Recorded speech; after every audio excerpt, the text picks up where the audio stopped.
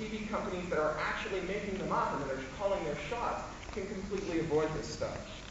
So these guys are holding a gun to the heads of the carriers. Now the carriers have all the worst characteristics of a real phone company, but on top of that, they won't let you plug anything into their network that they don't sell you, right? I mean, it's like the phone companies before 1955 or so, when they were forced by law to start letting people plug their own equipment into their own walls, right? So the carriers desperately want to figure out how they can be more than just a commodity supplier of networks. But the whole point of a network is it's supposed to be the same wherever you go. The whole point of the network is it doesn't matter where you connect. Right? This is commodity. That's what networks are. They're desperate to figure out what can decommodify them, and they, for some reason, hit on the idea that it's music, right, or video, possibly. They think that content is king, even though content is like this $60 billion industry, and telecoms is like a $6 trillion industry. Even though if I sent you to a desert island and said, you get to choose. You can take your friends or your records. If you chose your records, we call you a sociopath, right? These guys who are in the business of selling conversation can't figure out how much more valuable conversation is than mere content, right? But that said, they're out of their minds. And not only they're out of their minds, but they're holding a gun to the heads of mobile phone manufacturers who have this completely dysfunctional relationship with these guys where if these guys don't like them, they won't subsidize your next handset. If they won't subsidize your next handset, it's dead in the water, right? So they're terrified. You get, the beautiful Nokia 4G phone gets delayed in the marketplace so they can add some DRM to it so that the carrier can find someone who license it, blah, blah, blah, blah, blah, right? This leads to this kind of dysfunctional deadlock where no one can really do anything really interesting using mobile phones and the mobile network, and even though there's a lot there to do that's pretty interesting. So one way to break this deadlock is to kill one of these industries, right? Is to just actually shoot someone in the picture, like that movie Speed, right? You shoot the hostage and you change the dynamics, right? Well, maybe Song will come along out of China and say, we don't really care about the carriers. We're just going to kill Nokia, right? Or maybe pirates might kill the RIAA. But what would kill the carriers? And that's my future history for you today, is the future history of the death of the carriers. So there's an organization that's just sprung up in Silicon Valley where I used to live. I'll note for the record for this European audience that I'm a Canadian and not an American, but I used to live there and I'm moving back there in a few weeks. They're called the Silicon Valley Mobile Phone Club, rather. And they modeled themselves explicitly on an organization from the 1970s called the Silicon Valley Homebrew Computer Club. Right? Homebrew computer is an idea as weird at that time as the Homebrew Tractor Trailer Club or the Homebrew Space Launch Club. It was an idea that was completely surreal because computers were a piece of giant industrial equipment.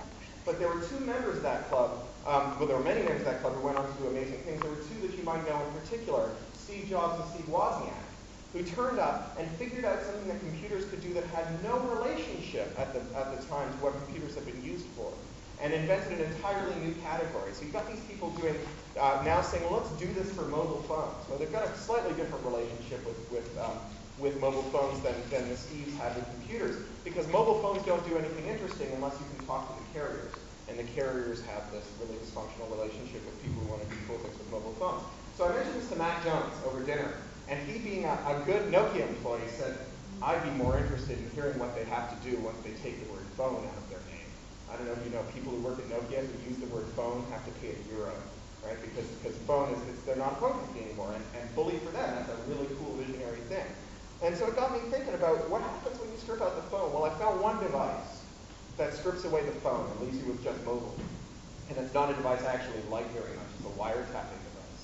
There's a company that sells a €1,000 wiretapping device that looks like a power strip, like this thing, only hidden in it is a SIM slot.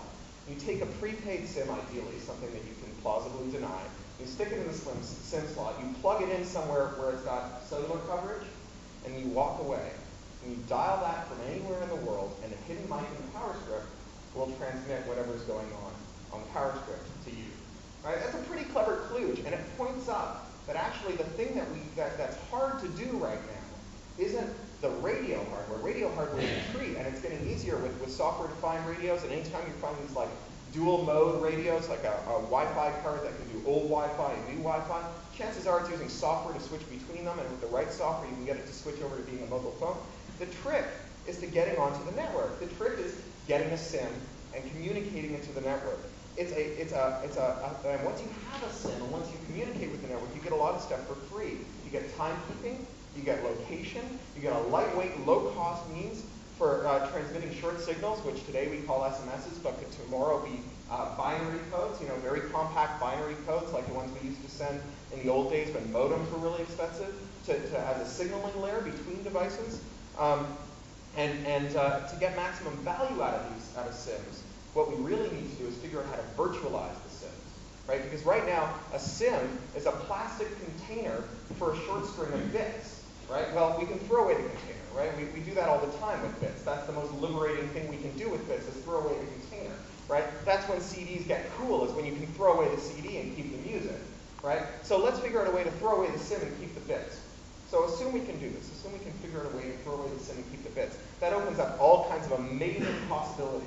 Because one thing we can do is we can virtualize where the SIM is, right? So say you've got an out-of-band mechanism for transmitting the SIM around. Maybe it's even SMSs to transmit around the value of the SIM or a token that hands off the use of the SIM.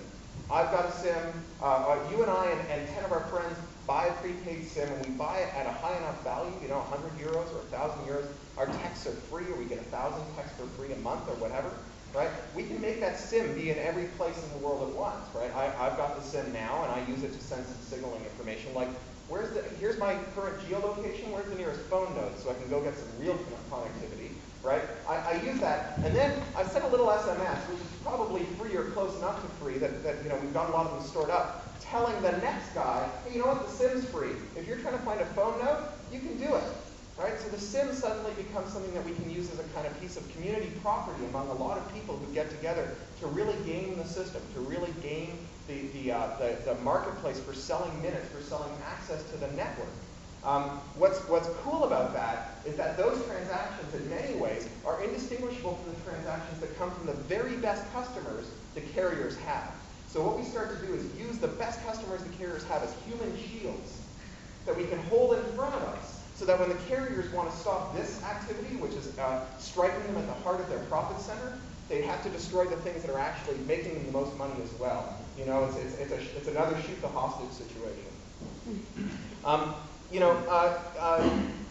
get all kinds of free stuff with a SIM. Even if the SIM won't authenticate to the network, you can find out where you are. Right? This is something that plagues all of us who try to do cool location-based applications using other stuff. Figuring out where you are is actually a pretty cool thing to be able to do for free and to just piggyback on that network. And of course, in a pinch, if you had a SIM that was available and had some prepaid minutes sitting on it, you could even buy some voice minutes, right? You could even transmit some voice. I know it's very retrograde to say that you might actually use a thing that used to piggyback on the phone network to send some voice around, but some voice perverts out there might have the need to send some voice. I'm not really sure. I expect that somewhere out there's someone who still talks on the phone, and they can presumably talk on the phone either by using a data channel or GSM or GPRS and doing some encrypted voice, some nice voice over IP, or actually just using voice. So the worst case scenario is that we destroy the carriers and replace them with someone who buys their assets at 10 cents on the euro and operates it like a business that isn't totally dysfunctional. The best case scenario is we actually reform one or more of these companies by injecting some genuine competition into the marketplace, by making them compete with their customers to deliver the service their customers want, to deliver to us self-determination. We might actually reform one or more of these companies into something that would work. And I think this approach is generalizable to things like airlines and other kind of decaying industries. Like right now there's a thing called Farecast that's in closed beta that's launching soon. They just do temporal scale analysis of airline airfares, right? That you're sitting on the plane, you pay 50 euros for your seat, the guy sitting next to you paid 350 euros. Now, what's the difference between it? Well, it's this opaque pricing models the airlines have that they use to kind of try and wring some more money out of their sunk costs. Although, the more profitable the airline is, the less of that they do. You might have noticed, right? They're kind of hooked on this. And Farecast is aimed at just sort of knocking the pins out from anyone who's using that as a business model. The life cycle of companies today seems to involve long senescences through which they act like the mad kings of yore, They slaughter virgins and bathe in their blood, right? They do these things that have like no coherence with being good stewards of the assets that they acquire as public entities who are incorporated and chartered through our goodwill as citizens of the Commonwealth. We need an effective means of taking these mad aristocrats and putting their heads on the block, right? We need a mechanism to destroy the companies that become dysfunctional. The future history of innovation is the story of this kind of destruction and execution. It's the commodification, elimination, and re-innovation of these industries and the mad emperors they become.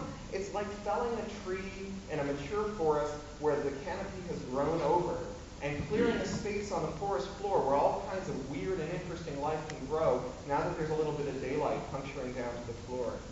So that's my big picture and future history. Thank you.